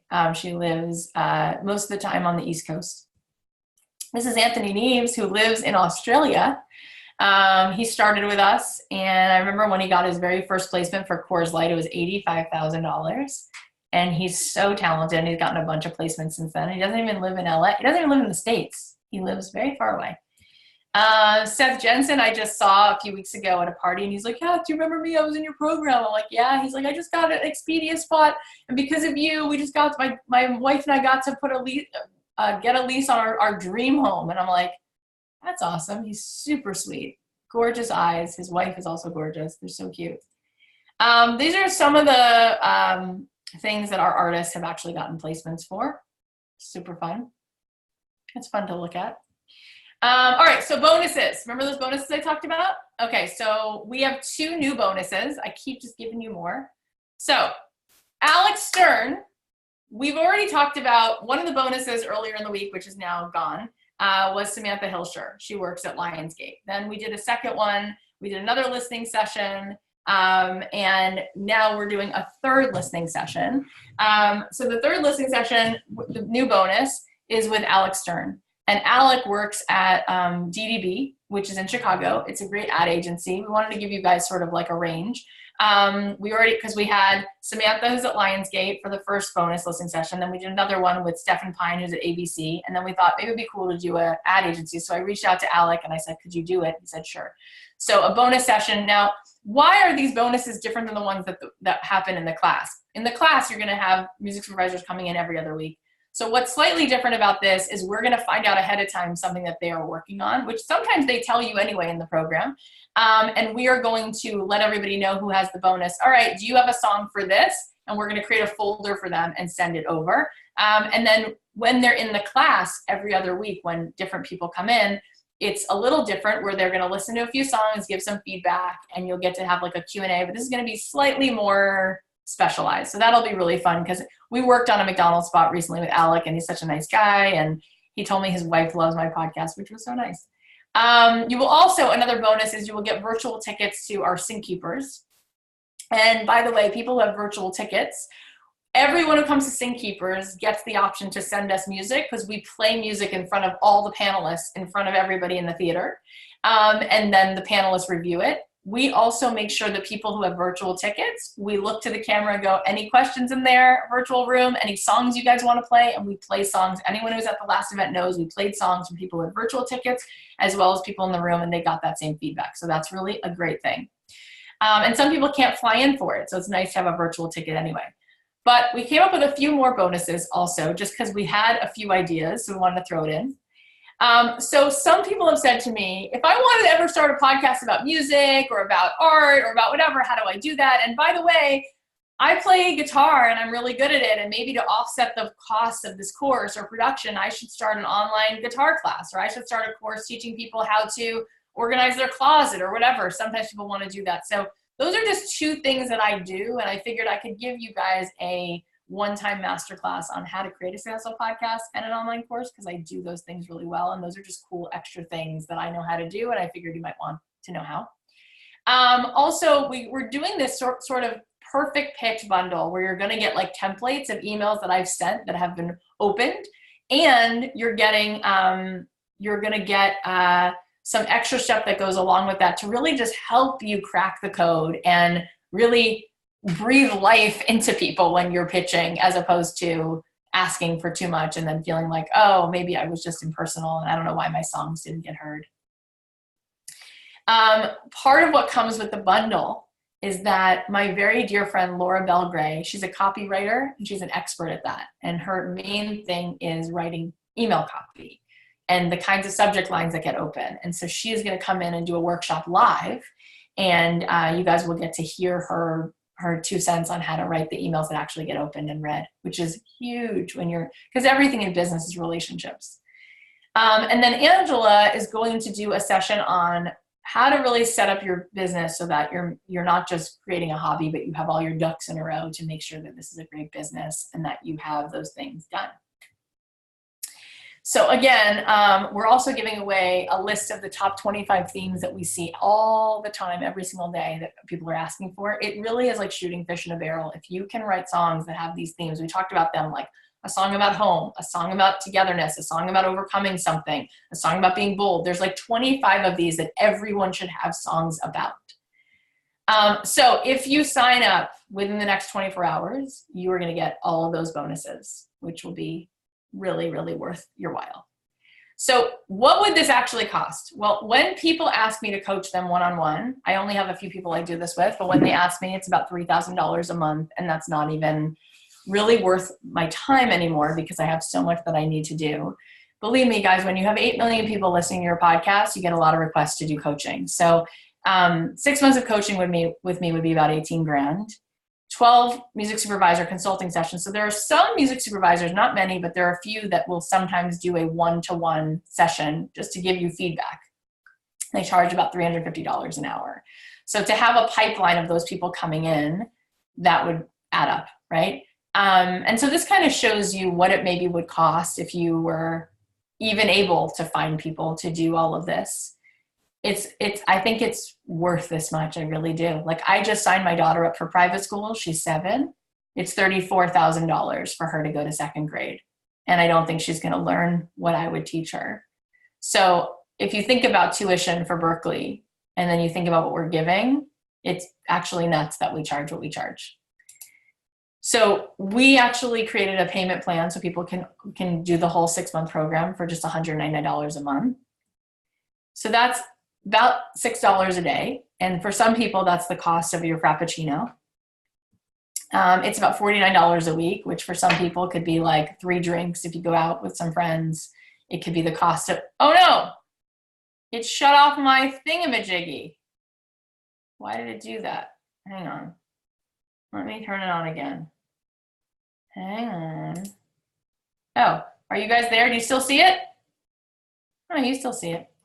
All right, what else? So there's a few different payment plans. You can pay it in full. You can pay the monthly plan. Might make it easier. All right, so you have to make a choice. So you can go back. This is kind of sad, but this is what I think it feels like. I know, because I've suffered from depression. I know what it feels like when you're not in alignment, when you're not doing you, right? I know what it feels like. You start to feel bad. So that's one way. Or you can feel the way it feels to be in this program. I really do feel like it's incredible. At our last event, which was just a week and a half ago, we had people come in. Chris Clark came in from Switzerland. We had Cass come in from Australia. We had people flying from all over the States. And you just see them so lit up and actually making money. I just deposited a check this week for 27 grand for one of our artists. And everyone deserves that feeling. Like, oh yeah, it does happen to some people. Actually, they just got this spot last week during our challenge, but they met in the program, through the program, and they just got a spot, and good for them. They deserve it. Hardworking, awesome humans. All right, so you're going to have collaborators, and you're going to have a steady flow of music. I'm just going through this quickly because I want to get to Q&A. You get feedback from us. You have opportunities. You get to have meetings with licensing agents. All right, so we talked about picturing yourself a year from now, right? And how much it might suck if you held on to where you're at and you're just like, it's not possible. It's probably not true. And I'm just going to hold on to that. Like, how does that affect you a year from now? How does it affect your health, your relationships? And now picture you changing around. What would happen if you actually did this? What might happen? What experiences might you have? You know, who would you maybe meet? How would it feel to be making money doing something you love? How would this change your life to have this kind of mentorship, this kind of community, have these kind of real resources And if it actually started to work and you saw yourself with that result, like Tamara, like Nick, and you're like sitting there in the theater and there's a trailer and it's your song, how does that feel? You guys, I was flying to Florida a few years ago and I just fallen asleep and my kids were watching the TV and they tapped me on the shoulder like, and my McDonald's ad was on. And I was like, it's just cool. Like it never gets old to hear your music. And it definitely doesn't get old to be able to pay your bills because of your music. It's pretty darn cool. And everyone deserves to be able to make a living doing what they love. Now, I do want to say that we don't want everybody in this program, and we actually don't have space for everyone in this program. This challenge has over 8,500 people in it. We're not taking 8,000, we're not taking 4,000, we're not taking 2,000, we're not taking 1,000. We don't take that many people in the program. So we want people to be self-selective. Somebody said to me, so if you don't have room for everyone, why don't you audition people? And I said, well, the most important thing to me is empathy, humility, a positive attitude, and a commitment to growth. So if you have a way for me to audition that, I'll do it. But I'm not so worried about the talent because I know a lot of people have talent. I'm worried about people being in this program and caring and showing up. And that's how we create the kind of program that we have, because it's that energy. And from that place, you can move mountains. So those are the kind of people that we want in this program. So yeah, the space is definitely limited because we do not, it's like we keep it like the size of a nice college course. All right, so you can sign up if you go to sixfiguresongwriting.com. Enrollment closes one way or the other Friday night at midnight, or if we fill up before then, whichever is first. Okay, so now what I want to do is I want to answer some questions. So go ahead and look in the chat. Go into the chat and type in there if you have any questions. And where is my thing? All right, so I also, let me just stop the share. Oh, so nice. All right, so I also just wanted to share with you, over the last week, I've been answering so many questions in the Facebook group and on email. So I started writing them down so that I could actually answer like FAQs. So quickly, somebody said to me, I'm worried that I'm not ready for the course because I don't have the right songs. First of all, not being ready and not being enough is the #1 limiting belief that most people carry around. And that's the whole reason I created the program, is so that you actually have help in that. You're not supposed to come into the program with all the right songs, right? Like the whole reason why we created the program is because so many people were pitching things that were not ever things that we could actually use. It's hard to know what you don't know, right? It's hard to go ahead and get someone what they want for their birthday unless you might know them. Like you ever picked a Secret Santa and you're like, I don't know this person. Who's Ted? Does he work in this office? It's hard to get him what he wants, right? Knowing more about this person helps you nail it. You find out, oh, he loves Billy Joel. Now you're good to go, right? So you get him some Billy Joel something, and now he thinks you're like the coolest person ever. So we need to realize, like, it could actually be not such a good idea to decide that you're going to go and you're going to get ready, but you don't know what you're supposed to write, and now you have 6 more months that's gone by. So don't worry about that. That's really not the point. And then once you are working in the program, we're going to help you create those songs. And then the second thing that we do, remember that when I first started the program, I actually didn't even bring in the music supervisors. It was just a class to help you write the songs, just like if you took a screenwriting class or something like that. And you want help with the product itself.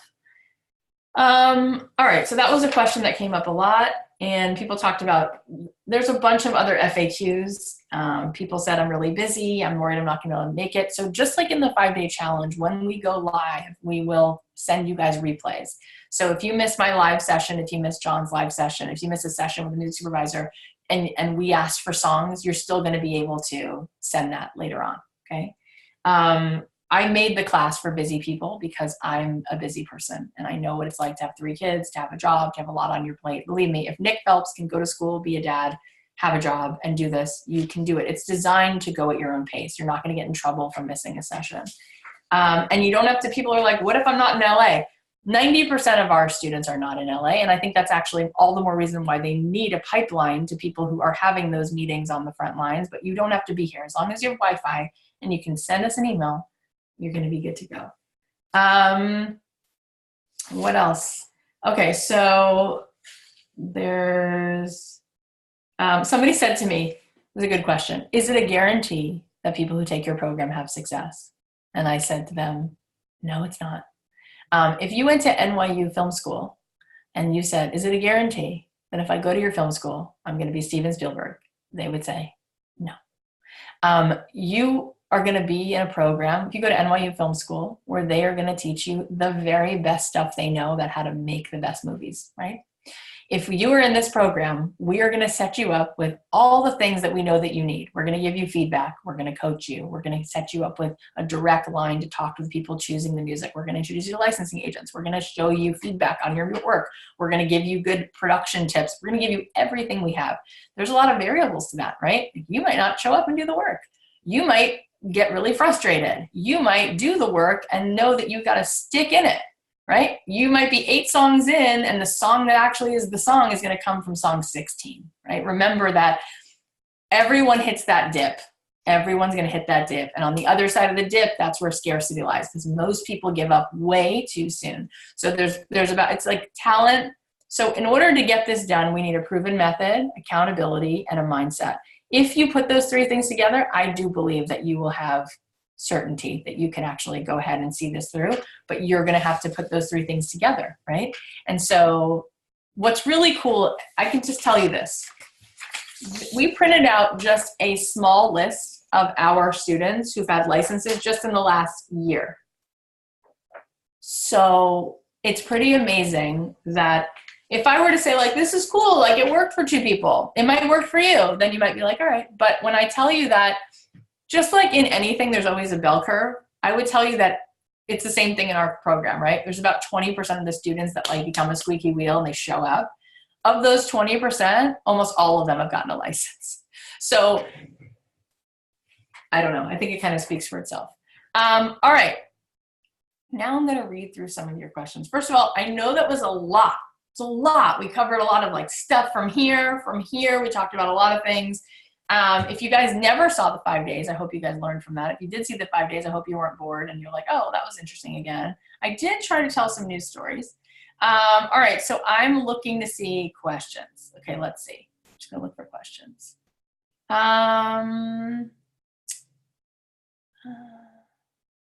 When sending links for songs, what's preferred method? I'm a Dropbox user. So disco is our favorite thing. And yeah, you definitely want to send links and not attachments, because attachments would not be being empathetic, right? It fills up people's inbox. Our very first session actually is going to start this coming Sunday. Me and John are going to be on together. It's going to be at noon Pacific Standard Time, because we know that some people go to church in the morning. Some people live all over the world. If you can't make it, it's okay. You're going to be able to watch the replay of that, but it's going to be just sort of like, here's the welcome, here's what to expect, here's how to get the most out of it. And then let's dive into what the first week's assignment looks like. If my music is on SoundCloud, is that a problem for single licensing? No, you can have your music on SoundCloud. That's not a problem. People sometimes think if they already release songs. Also, people have been asking, can I pitch music I wrote before the class? Yes, you can pitch music you wrote. People are like, can I pitch music I wrote with someone not in the class? Yes, 100% yes. We're just here to give you some great feedback, to give you some intel in what people are needing, to help you write the right songs, and then to help you have a pipeline to the right people. What you want to do with that is up to you.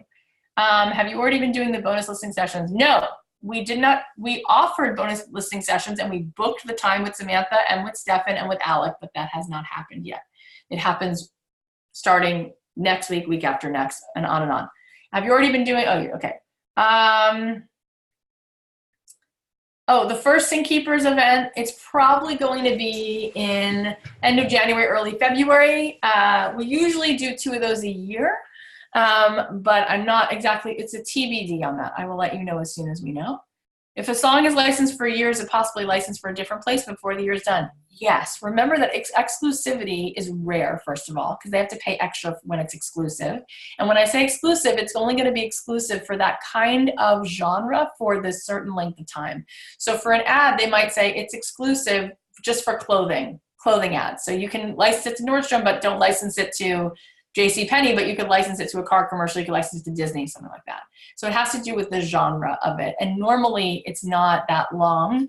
And it's been really cool. Like normally if you're being offered $85,000 for a spot and it's only exclusive to clothing, I would take it because it's only exclusive to clothing and just for that term, which means you could still license it to Kellogg's or something else. If we're sharing songs of Catch the Moon, do we have to get them copywritten?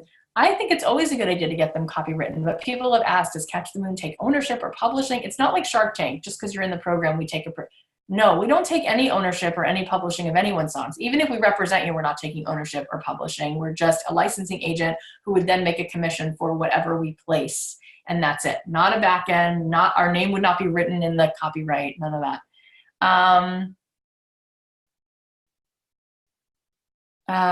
If you get the virtual sync keeper tickets as bonus, what if you want to go to the actual event? Okay, so we do offer, people usually pay to come to sync keepers. And so if you had a virtual ticket and you want to come to the event, you come to the event, and we do offer, like when we're putting tickets out to pay for them, it's either like, we'll start out and tickets are like $200. As we get closer, the tickets sort of go up because you always reward people for taking action. Why not give people an incentive?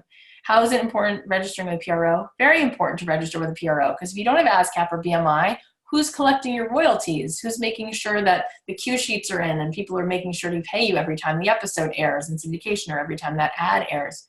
I really want to be present for the live Zoom meetings. I think you said usually start.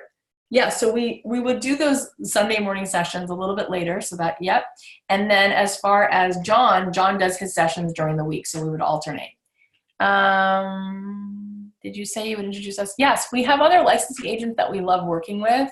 Friendly Fire Licensing with Dan Koplowitz. Carrie Kimmel has a great licensing agency. Wendy Griffiths has a licensing agency. There's a lot of great licensing agencies out there. And I personally am going to be teaching you how to be your own agent also, because no one is going to wake up as excited about you, as excited as you are about your own music.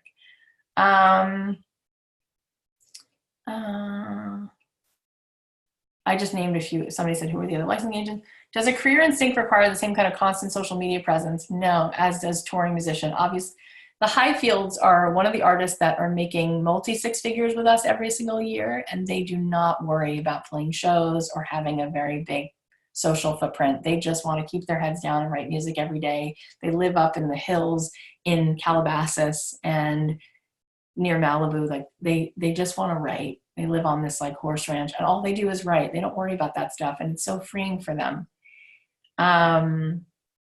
My Sunday sessions are long, you guys. You could tell. I really care, so I don't like show up for an hour and leave. I'm usually there for a while, but you can hop off when you need to. But at least an hour and a half. How much money do we need to set aside to do the recording? So that's a really good question that's come up. I actually just did a Facebook Live in the 5-day chat because people were asking. So one of the things about being resourceful is really thinking out of the box. And there are so many people who know their way around Pro Tools, you guys. And once you're part of the production process and you've been listening to reference tracks and you know what you have in mind, right? You can help anyone who really understands production to help you get where you want to go with the song. So there's so many people who are 22, 23 who just graduated from Berklee School of Music or Full Sail or Belmont, and they could be great producers for you. You don't have to spend $2,000 or $3,000 every time you do a song. Also, if you do find a producer that you like, we have a list of different kinds of producers. We have a list of producers that emerge from our program who are not charging $2,000, $3,000 because they don't live in LA paying LA rents. They might be charging $500, $600, which you could then split with your co-writer. That's number one. Or you're going to also find producers in the program who you're going to co-write with who are going to do it on spec and say, I'll take a piece on the back end. Maybe we split what we get, but I'll take $1,000 off the top just for the production costs, right? There's so many ways to get resourceful, but everything in life is about adding value. So if you go to a producer who's not in the class and you say, I'm in this program, we just met the woman who does the music for Grey's Anatomy, she needs songs for this, it's a totally different story than like, I just want to create a song. What are you going to charge me, right? You want to think about how there's going to be value in it for this other person so you can sort of strike a deal so you don't have to spend. I used to spend so much money. I wish somebody would have come along. I wish who I am now would have met me 15 years ago and said, don't spend $15,000 on this EP. First of all, these songs are not your best songs. You've got better songs. And second of all, even if these are your songs, find someone, do a different deal, right? Do a different deal. You don't need to spend $3,000 and give a person half the master. That's ridiculous. You either own the master or you pay somebody a lot less than $3,000 and then they maybe own a piece of the master. You can even do a deal where you pay someone something, you give them a piece of the master up to a cap. And once they've made their cap, now you're back to owning your master. We want to help you get creative and resourceful so you don't have to have this pipeline you can't be in that situation. You have to be resourceful about it. I'm just reading through comments here. After the course, will we still have access to, so here's something cool that we created only about 6 months ago. We're always looking to solve problems and, improve and come up with new things. So we created something called the Legacy Program. So once you're done with the program itself, we have something just for alumni. If you want to be part of it and you're like, I want to just stick around just to pitch stuff, you don't have to pay the $200. We have a legacy program, which is like $49 a month just to continue getting the coaching sessions, the pitching opportunities, and the connection and the sessions with the music supervisors. So once you do the program, if you want to stay in that, you can, and you don't have to. You do not have to, okay?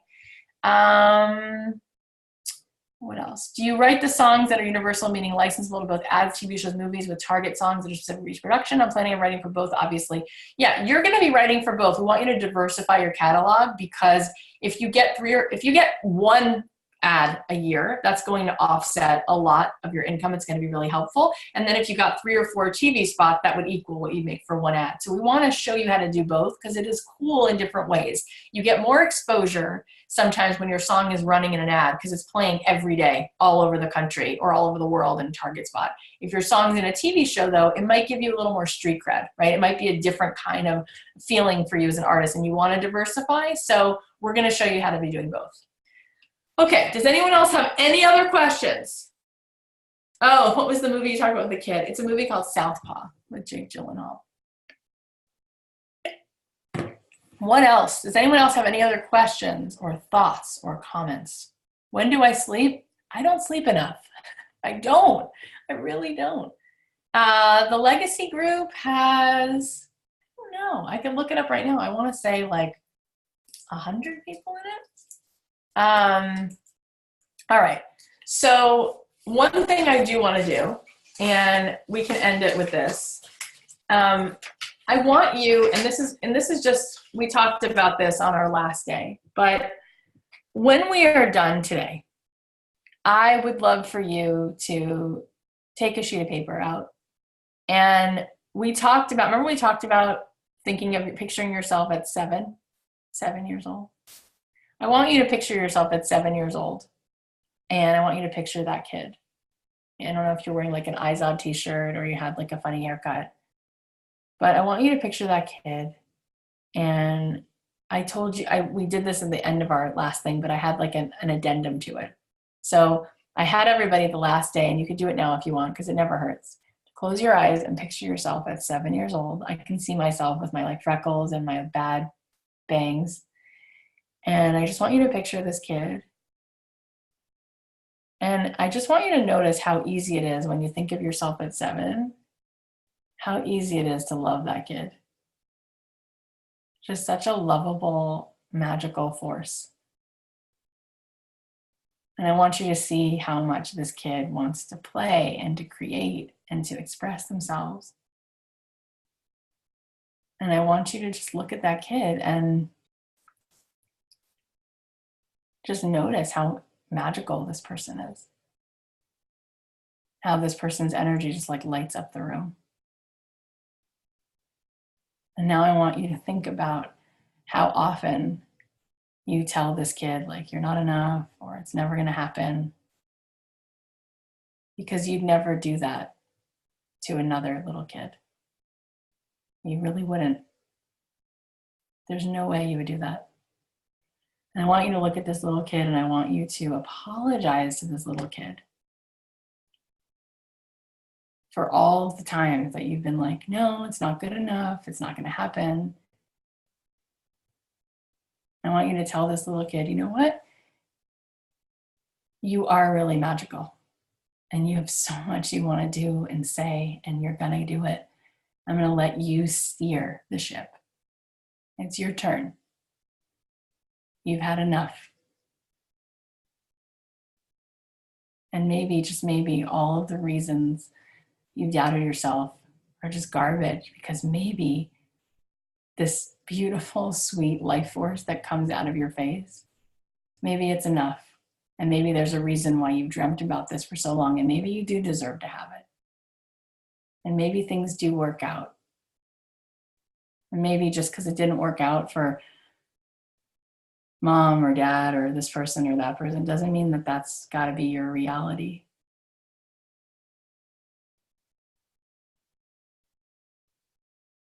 When you're ready, you can open your eyes. And I want you, when you're finished today, to write a letter to yourself from that 7-year-old kid to you. Oh, I love that picture. Amy, I love that picture. Oh my God, I love her. I love her. How lovable she is. I love her face and her cheeks, and I love her dress. And I love her. I love her. And that's why I told you at the beginning of this thing, I was like, I'm a people person. I love these kids. Look at Marianne's picture.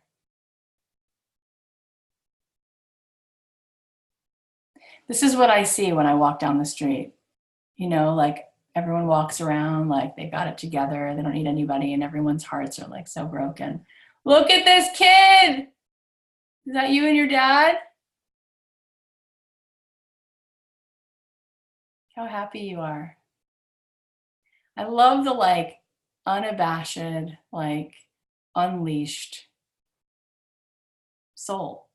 And then along the way, we get our hearts broken and we say, you know what I'm going to do? I'm not going to want this thing anymore because I don't want to get my heart broken. I'm not going to do things I really want to do because then I'll be vulnerable and someone will reject me, or I'll go through some really big, painful loss. And that's why I sent you guys that email the other day. I'm just going to mute because they were talking on the phone.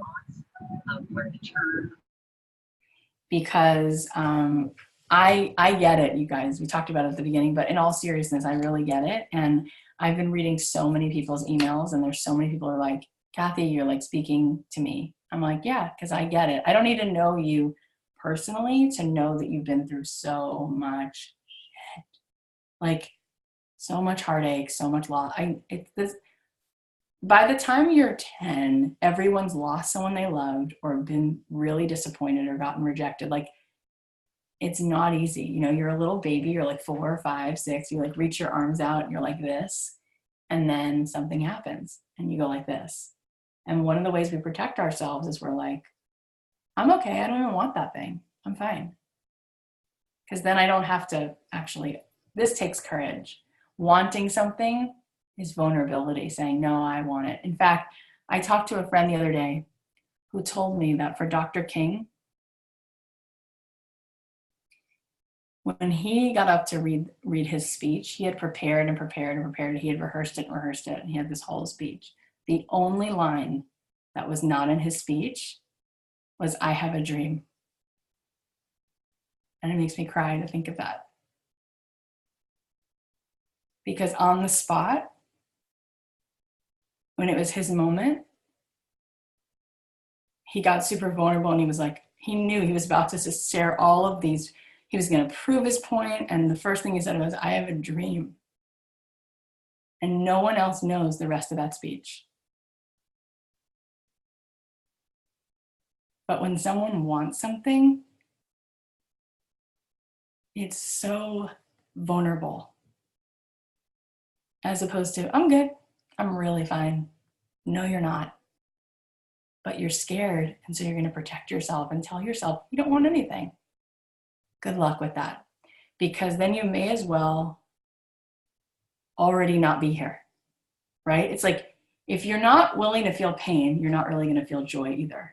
It kind of all goes together. And those of us who felt the pain That's why you're going to be a better artist, because you have so much that you can say that someone else needs to hear.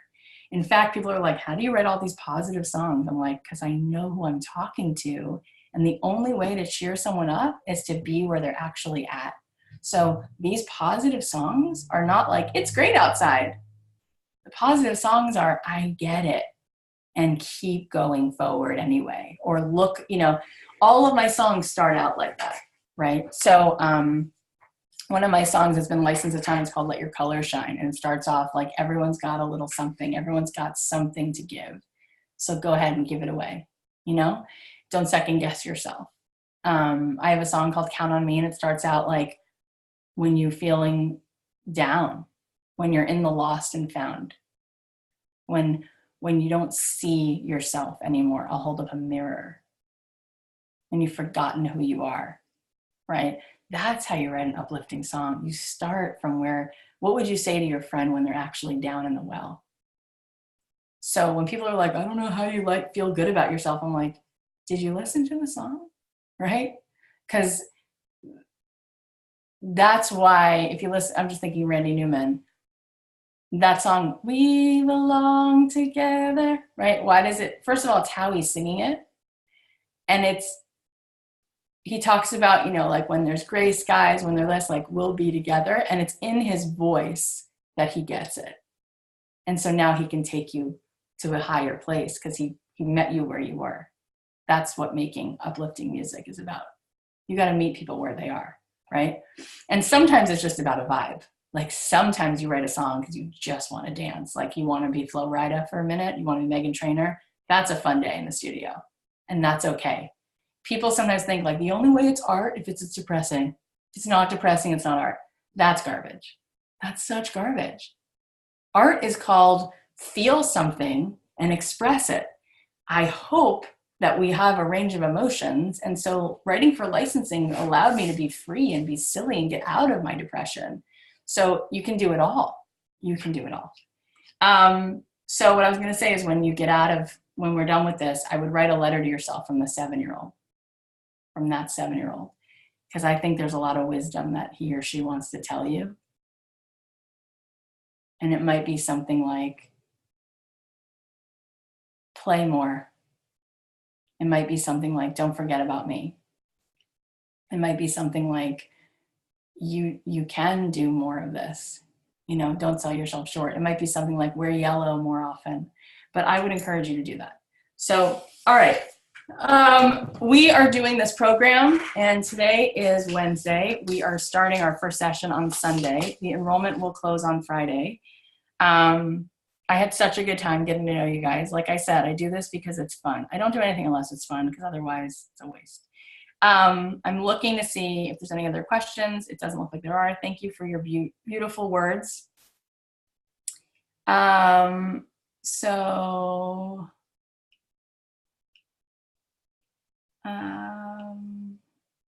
All right, so if we need to, if you guys have more questions, by the way, I mean it, you're not bothering me. Over the next few days, you can feel free to DM me on Facebook. You can feel free to DM me on Instagram. I'm on Instagram at Kathy.Heller. Or you can send me an email. We've been emailing you, you can reply. But I want you to know that it is possible. And what you seek is seeking you. And sometimes, you ever heard of the flow? There is a flow, right? Like we have a lot of resistance to the flow. We have a lot of fear. We want to like protect ourselves from getting hurt. So we're like, it's this, I won't. But sometimes you step into the flow, you just trust your gut, and it just leads you to exactly where you're supposed to be. And ultimately, I hope you get that on the other side of all this fear and all of it it's going to take, it's going to be worth it, because there's going to be people who hear your songs who are so grateful that you push through your own self-doubt and all of the stuff you're going to have to do to like show up for yourself so that you can actually do this. And you deserve it, guys. Like you deserve to be one of those people that we have in our program who's like, yeah, I just was able to see my spot on national TV. I was able to get a song in this movie as an end title credit. We had an artist who got $100,000 for a song and end title credit. First license ever. Never had a license before. They went to the movie and they like cried their eyes out. I would cry my eyes out too if my song was at the end of that song in a movie. All right. We are starting. You can go to sixfiguresongwriting.com and enroll if you want me to be your coach. I will be honored. If you have any questions, let us know. And yeah, that's it for today. Thank you guys for being such a beautiful, sweet group. And if you need me, you know where to, you can reach out. Thank you guys.